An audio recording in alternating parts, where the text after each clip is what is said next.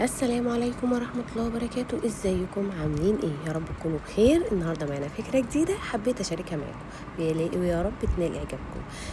لو اول مرة تشوفوني انا تقى بقدم محتوى عن اعادة التدوير والافكار البسيطة، ولو عجبكم الفيديو بتمنى تتابعوا معايا الفيديو للنهاية عشان هتنبهروا بالنتيجة، ولايك وشير لو عجبكم الفيديو. ويلا بينا نبدأ الفيديو. معانا الجلابية البيتي دي، عندي افكار كتير ان احنا نقدر ازاي نوسع الجلابيب البيتي او العبايات الاستقبال. عندنا هنا افكار كتير. الافكار دي ما بنبنيهاش على كل العبايات او تتنفذ في كل الموديلات. كل موديل يا جماعه بيفرض علينا ازاي ان احنا نوسعه ويبقى مش باين تماما، او ممكن تكوني بتجددي العباية دي ان هي تطلع معاكي حاجة مختلفة وجديدة عن الموديل اللي انت اصلا بتلبسيه، وفي نفس الوقت توسع معاكي وتبقى تمام. طبعا الوسع ده بيجي من اسباب كتير، ان العباية نفسها قماشتها بتكش، او ان صاحبة العباية تكون مثلا زادت شوية في الوزن او حامل او فده بيبقى ليه عوامل كتير. ونفس الموضوع توسيعة العباية أو ازاي ان احنا نوسعها ما بيطبقش على كل العبايات، ده بيختلف من عباية لعباية. بس صدقوني الفكرة اللي انا جايبها لكم النهاردة دي مختلفة بكل المقاييس، هيبهركم النتيجة فعلا. العباية دي زي ما انتوا شايفين كده فيها جزء خياطة بجيب من الجنبين في الشغل الأمامي. دايما يا جماعة زي ما احنا عايزين نظبط العباية وتكون تمام بالنسبة لنا او الجلابية بتاعتنا تكون تمام، لازم برضو ما نوسعها، بس بحكمة ان احنا نقدر نوازن بين الجزء الأمامي والجزء الخلفي. الجزء الأمامي لأي قطعة أيا كانت لازم الأمامي يبقى نفس مقاسات الخلفي. طب ازاي ان احنا نقدر نظبط الاتنين دول؟ شفتوا الجزء اللي انا لسه قصاه الصغير جامد ده، هو ده اللي هيظبط لنا كل اللي انا بتكلم فيه ده. الجزء ده انا قصيته من الحزام عشان ده هيبقى تحت الباط، فيبقى نفس اللون، ما نحسش ان احنا لعبنا في اي حاجه وتلاقي النتيجه اكنك ما عملتيش اي حاجه في العبايه. زي ما انتم شايفين انا فكيت الجزئين اللي فيهم خياطه في الامامي في المنتصف، ودول اللي انا هحط فيهم اللون التاني للعبايه او اللون الاضافي اللي ملوش علاقه بلون العبايه، بس ليه علاقه بالشغل اللي موجود في العبايه. طب ليه يا تقى انت اخترتي اللون ده؟ انا مش بختار بمزاجي مبدئيا، بيبقى عندي عدة أسباب بختار بيها. أول حاجة إن أنا بدور على الحل المناسب للعباية زي ما اتفقنا. تاني حاجة القماش أو ألوان القماش أو تقريبة نوع القماش من القماش مع الألوان بتبقى صعبة.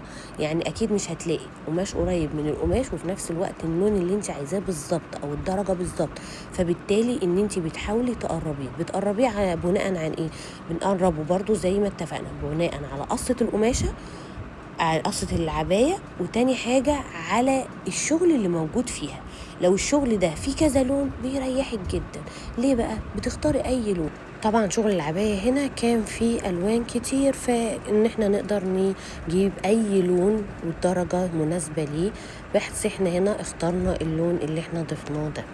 ابتدينا ان احنا نحط نفس الجزء زي ما انتم شايفين كده، الجزء اللي احنا هنحطه تحت الباط ده هنعمل زيه بالظبط في الاجزاء دي، فبالتالي العباية هتطلع مظبوطة جدا امامي وخلفي. ليه بقى؟ لان التوسعة اللي هتيجي من تحت الباط هتظبط الامامي والخلفي، وهيجي معاها الجزء اللي احنا هنحطه زيادة في الامامي فيه، هتلاقي ظبطة العباية مظبوطة جدا، وبل بالعكس غيرنا الموديل وعملناه اكنها عباية جديدة. زي ما انتم شايفين كده نبتدي ان احنا نشتغل الشغل ده كله على المكنه بنفس الطريقه بنفس الكيفيه، بحيث ان احنا نطلع شغل العبايه مظبوط جدا. ودي اهم حاجه، زي ما انت عايزه تظبطي الموديل لازم برضو تطلعيه كخياطه مظبوط. ولو وصلت معايا لحد هنا في الفيديو بتمنى الفيديو يكون عجبك والفكره تكون تقدري تستفادي منها. ولو تتابعوني على السوشيال ميديا على الفيسبوك والتيك توك هسيب لكم اللينك في صندوق الوصف، ويا ريت تعملوا سبسكرايب على اليوتيوب وتفعلوا زر الجرس عشان يوصلكم كل جديد، لان احنا بتاعتنا ما بتنتهيش. ان شاء الله افكارنا تكون استفادة ليكم وتقدروا تعملوا منها حاجة مفيدة عندكم، او لو عندكم فعلا حاجة زي دي حابين ان انتوا توسعوها او تعالجوا فيها حاجة من اللي احنا شغالين فيها دي، بتمنى نكون نقدر نفكه.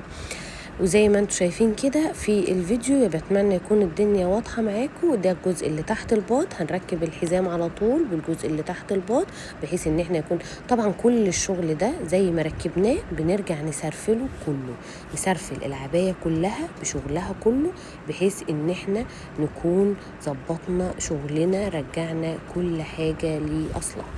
زي ما انتوا شايفين الوصلات اللي هي الأمامية دي هنركبها كلها عشان يكون الفينش النهائي مظبوط. كل الأفكار دي بتختلف من عباية لعباية، من شغل لشغل. هنزل لكم أشكال وأفكار تانية لتوسيعة العبايات، هتلاقيها كلها مختلفة عن بعضها. ليه بقى؟ مبدئيا إن الفكرة لازم أقدم لكم فكرة جديدة، وفي نفس الوقت إن كل تفصيلة بتتعالج بوضعها. لذلك دايما لما حد يقولي مثلا عندي كذا ومحتاجة إن أنا أشوف ليه حل، عندي كذا ومش عارفة حله إيه، أقول لها لازم أشوفها الأول، لأن الموديل والتصميم بيخلي الحاجة تبقى مختلفة تماما عند التنفيذ. زي ما انتوا شايفين كده هتشوفوا أفكار تانية كتير هتلاقوها معمولة بطريقة مختلفة. زي ما انتوا شايفين هما دول كانوا عبايتين صممناهم بنفس الفكرة، وغيرنا في اللوك بتاعهم، وطبعا التوسعة فيهم كانت فرق شاسع عن وسع العباية قبل كده. هوريها لكم قبل وبعد، وهتشوفوا الفرق واضح جدا طبعا في على المانيكان، فأكيد هيبقى مختلف جدا على صاحبة العباية. بتمنى تعجبكم الفكرة وتستفادوا منها وتشاركوها مع أصحابكم، ولو نفذتوا الفكرة يا ريت تبعتولي صور ونشاركها على الصفحة. والسلام عليكم ورحمة الله وبركاته.